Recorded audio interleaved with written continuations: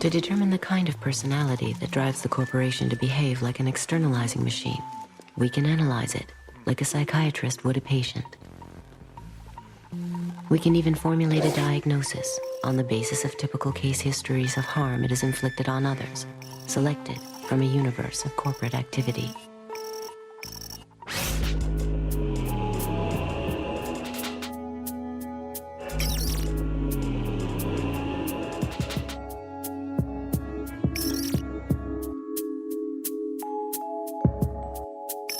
Well, this is the office of the National Labor Committee here in the garment area of New York City. It's a little bit disheveled. These are all from different campaigns. To make this stuff concrete as possible, we purchase all of the products from the factories that we're talking about. This shirt sells for $14.99, and the women who made the shirt got paid 3 cents. Liz Claiborne jackets, made in El Salvador. The jackets are $178, and the workers were paid 74 cents for every jacket they made. Alpine car stereos, 31 cents an hour. It's not just sneakers, it's not just apparel, it's everything. We were in Honduras, and some workers, they knew the kind of work we did, and they approached us, these young workers, and they said, conditions in our factory are horrible. Will you please meet with us? And we said we would, but you can't meet in the developing world. You can't walk up to a factory with your notebook and workers come out, you interview them. I mean, there's goons, there's spies, the military police. So you do everything in a clandestine manner. We're about to start the meeting, and in walk 3 guys. Very tough-looking guys. The company had found out about a meeting and sent these spies. Obviously, we didn't have the meeting, but these young girls were really bright. And as they were leaving, away from the eyesight of the spies, they started to put their hands underneath the table. And I put my palm under there, put my hand under there, and they put into my hand their pay stubs. So we'd know who they were, what they were paid, and the labels that they made in the factory, so we'd know who they worked for. And I took my hand out after everyone had left, and in the palm of my hand was the face of Kathy Lee Gifford. But the bottom of it is the interesting part. A portion of the proceeds from the sale of this garment will be donated to various children's charities. It's very touching. Get you right here. Walmart is telling you if you purchase these pants, and Kathy Lee is telling you purchase these pants, you're going to help children. The problem was the people who handed us the label were 13 years of age. Do many people have family work? Just me. You support, how many people do you support? 8 people. 8 people. And how do you do with that salary? Is it enough? ¿Alcanza? ¿Es suficiente para cuidar a gente? Let's look at it from a different point of view. Let's look at it from the point of view of the people in Bangladesh who are starving to death, the people in China who are starving to death, and the only thing that they have to offer to anybody that is worth anything is their low-cost labor. And in effect, what they are saying to the world is they have this big flag that says, come over and hire us. We will work for 10 cents an hour because 10 cents an hour will buy us the rice that we need not to starve. And come and rescue us from our circumstance. And so when Nike comes in, they are regarded by everybody in the community as an enormous godsend.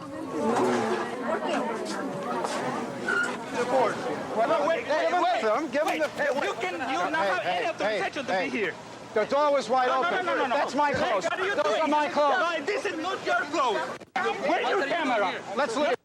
Don't touch the woman. Okay, why? Okay? This is a private company. Yes. Without permission, how can you come in? Well, the door was wide open, and Door is wide open is for the employees, not for you. we went through the garbage dump in the Dominican Republic. We always do this kind of stuff. We dig around. One day, we found a big pile of Nike's internal pricing documents. Nike assigns a time frame to each operation. They don't talk about minutes. They break the time frame into 10,000ths of a second. You get to the bottom of all 22 operations to give the workers 6.6 minutes to make the shirt. It's 70 cents an hour in the Dominican Republic. That 6.6 minutes equals 8 cents. These are Nike's documents. That means the wages come to 0.3% of 1% of the retail price. This is the reality. It's the science of exploitation.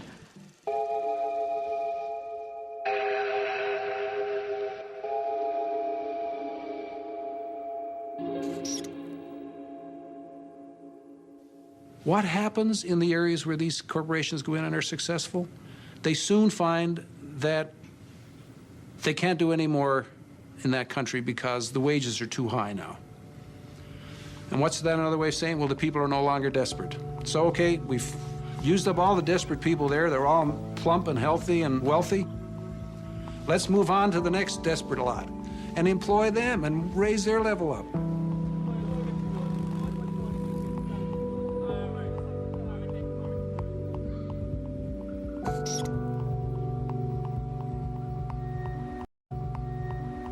Well, the whole idea of the export processing zone is that it will be the first step towards this wonderful new development. Through the investment that's attracted to these countries, there will be a trickle-down effect into the communities. But because so many countries are now in the game of creating these free trade enclaves, they have to keep providing more and more incentives for companies to come to their little denationalized pocket, and the tax holidays get longer. So the workers rarely make enough money to buy 3 meals a day, let alone feed their local economy.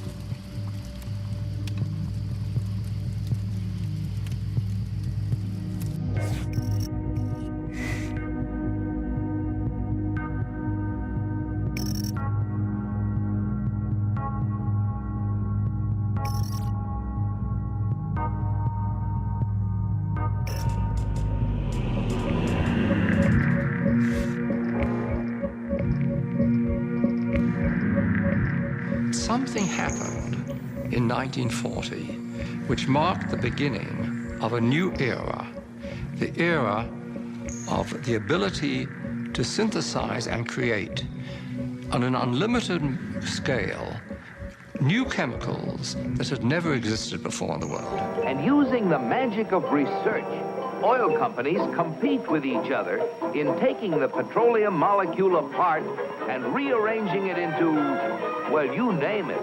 So suddenly it became possible to produce any new chemicals, synthetic chemicals, the likes of which had never existed before in the world, for any purpose and at virtually no cost.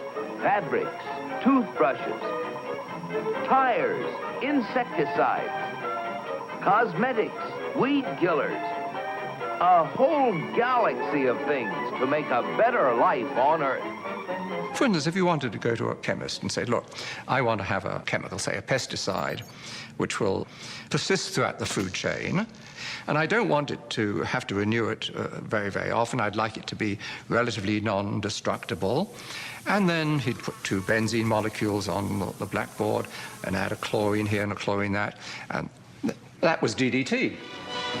When the 8th Army needed Jap civilians to help them out in our occupation, they called on native doctors to administer DDT under the supervision of our men to stem a potential typhus epidemic.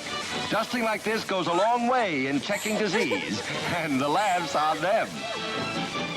Pardon our dust.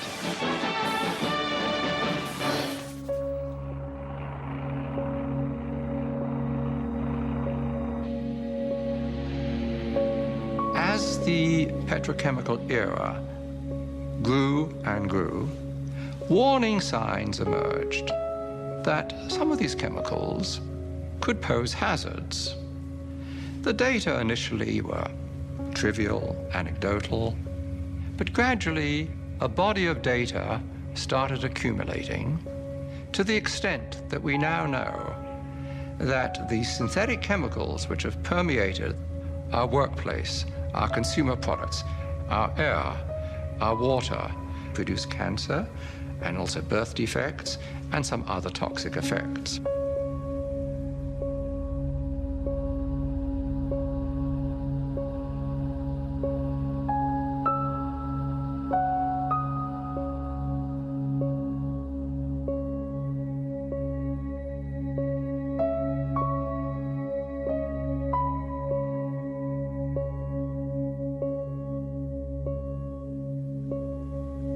Furthermore, industry has known about this.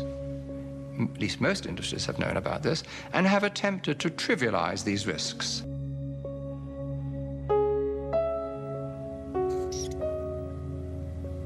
If I take a gun and shoot you, that's criminal. If I expose you to some chemicals which knowingly are going to kill you, what difference is there? The difference is that it takes longer to kill you. We are now in the midst of a major cancer epidemic, and I have no doubt, and I have documented the basis for this, that industry is largely responsible for this overwhelming epidemic of cancer, in which 1 in every 2 men get cancer in their lifetimes, and 1 in every 3 women get cancer in their lifetimes.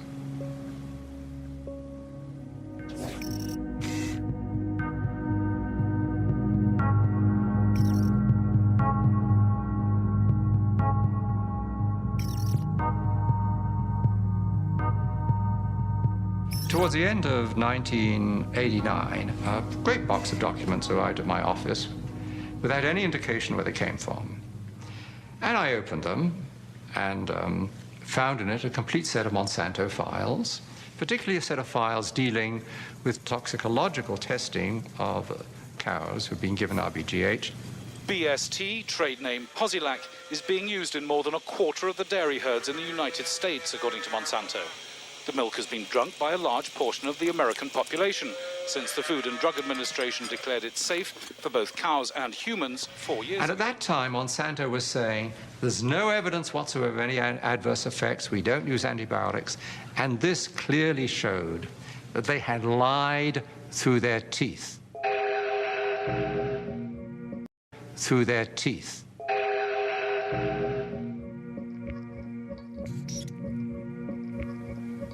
The files described areas of chronic inflammation in the heart, lung, kidney, spleen, also reproductive effects, also a whole series of other problems. The most comprehensive independent assessment of the drug concludes that BST results in unnecessary pain, suffering, and distress for the cows. This is not acceptable for a drug designed simply to increase milk production. It is a silly product. The industrial world is awash in milk. We're overproducing milk. We actually have governments around the world who pay farmers not to produce milk. So the first product Monsanto comes up with is a product that produces more of what we don't need. Of course, you'll want to inject Posilac to every eligible cow, as each cow not treated is a lost income opportunity. But the problem was that use of the artificial hormone caused all kinds of problems for the cows. It caused something called mastitis, which is a very painful infection of the udders. When you milk the cow, if the cow has bad mastitis, some of the, and I don't know how to say this in I hope people aren't watching at dinner time, but the pus from the infection of the udders ends up in the milk, and the somatic cell count, they call it, the bacteria count inside your milk goes up. There's a cost to the cows. The cows get sicker when they're injected with RBGH. They're injected with antibiotics. We know that people are consuming antibiotics through their food, and we know that that's contributing to antibiotic-resistant bacteria and diseases. And we know we're at a crisis when somebody can go into a hospital and get a staph infection and it can't be cured and they die. That's a crisis. Bad for the cow, bad for the farmer, bad potentially for the consumer. The jury is out. We see a lot of conflicting evidence about potential health risks. And of course, as a consumer, my belief is, why should I take any risk?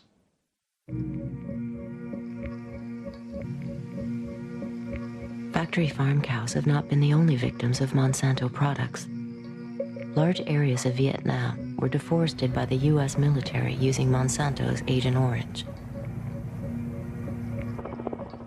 The toxic herbicide reportedly caused over 50,000 birth defects, as well as hundreds of thousands of cancers in Vietnamese civilians and soldiers, and in former American troops serving in Southeast Asia. Unlike the Vietnamese victims, U.S. Vietnam veterans exposed to Agent Orange were able to sue Monsanto for causing their illnesses. Monsanto settled out of court, paying $80 million in damages, but it never admitted guilt.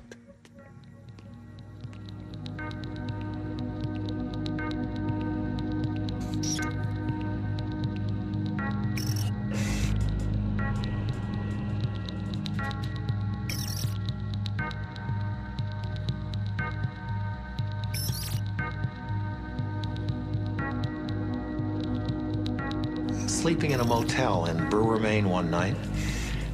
I woke up with terrible hay fever and my eyes were burning, and I looked out at the river and there were great mounds of white foam going right down the river. And the next morning I got up and I said, my God, what was that happening last night? He said, oh, that's just the river. And I said, what do you mean? He said, well, look, every night the paper companies send this stuff down the river. I said, what are you talking about? And he said, don't you understand? That's how we get rid of the effluent from the paper mills. Well, I knew at that time. I'd been in a business. I'd sold oil to the paper mills. I knew all the owners. I'd been in politics. I knew the people in the towns. I knew not one constituent of the paper mills wanted to have the river polluted. And yet here the river was being polluted. And it was more or less as if we created a doom machine. In our search for wealth and for prosperity, we created something that's going to destroy us.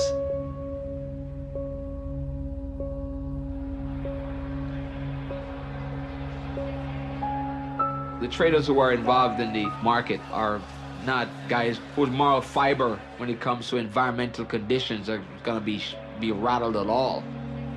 They're seeing dollars and they're making money. Brokers don't stay away from copper because it violates their religious beliefs or their environmental policies. No. When you think about it, but it's fleeting.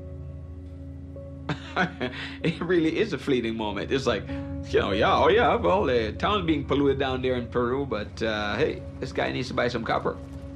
And getting paid a commission too. Our information that we receive does not include anything about the environmental conditions. Because until the environmental conditions become a commodity themselves or are being traded, then obviously we will not have anything to do with that. It doesn't come into our psyche at all. You know, it's so far away and you hardly hear anything about it. I mean, keep in mind, I mean, there are things going on right in our backyards, for God's sake. We trade live hogs. I mean, there's so many pigs in the state of Carolina that it's polluting the rivers, but how often do you find out about that?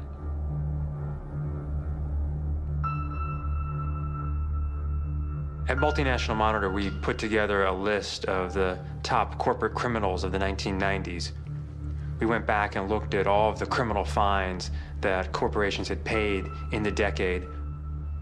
Exxon pled guilty in connection to federal criminal charges with the Valdez spill and paid